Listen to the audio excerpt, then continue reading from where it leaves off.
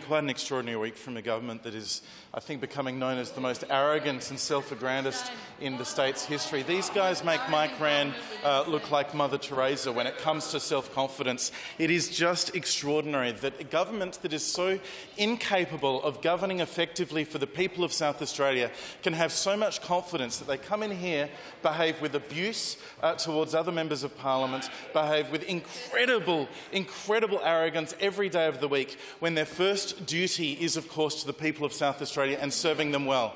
That's not how they behave, and that is not reflected in results. Just this week on Sunday, when they were hoping nobody would notice, they snuck out the ramping figures once again.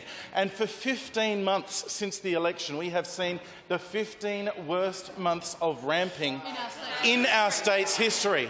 In fact, 900 hours nearly worse than any month under the former Liberal government. 900 hours worse from a government whose central premise for election was that they were going to fix ramping.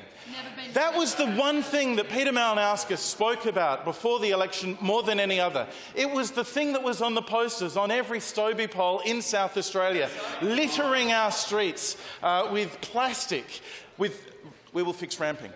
Labor will fix ramping. That's the thing that people of South Australia remember about this government, and yet this government has signally failed to deliver.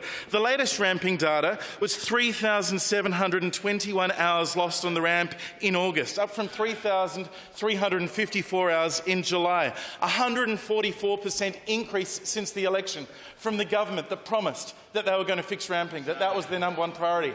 And these days, they don't even want to talk about it. Transfer of care data, not even a KPI for this health minister, for this premier, who had one job that they promised to do, and they failed to do it. Despite the government's promise to fix ramping, we've got the worst ramping in the state's history.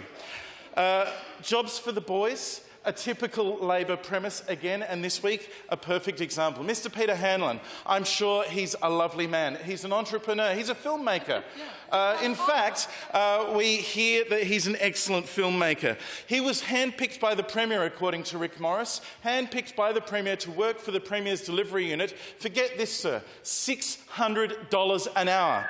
In fact, for about 13 days' work, this gentleman, who the government has refused to say whether he has any connections to the Labor Party, this gentleman has received $60,000 of taxpayers' money. South Australians, from Elizabeth to Whyalla, from Mount Gambier to Port Lincoln, are undergoing a cost of living crisis right now, sir.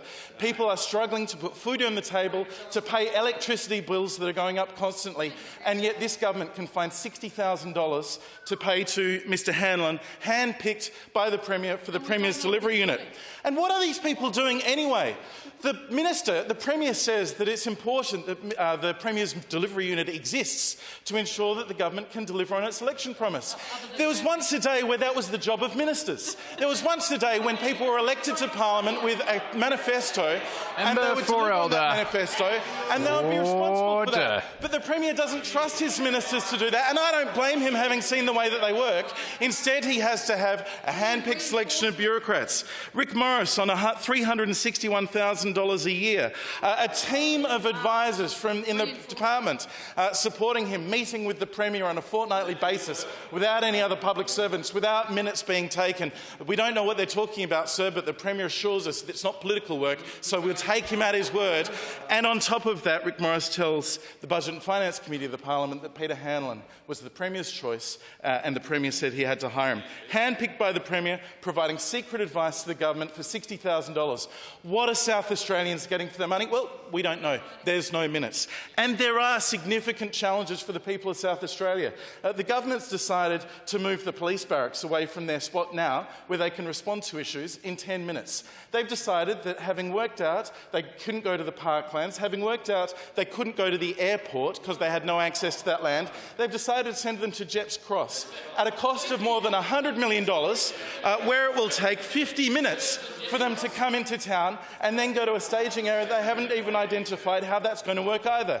It's a shambles. We've got teachers threatening to go on strike. We've got tram drivers threatening to go on strike. We've got the people of South Australia suffering the worst cost of living, the worst cost of doing business crisis on record, and this government has no idea what they're doing.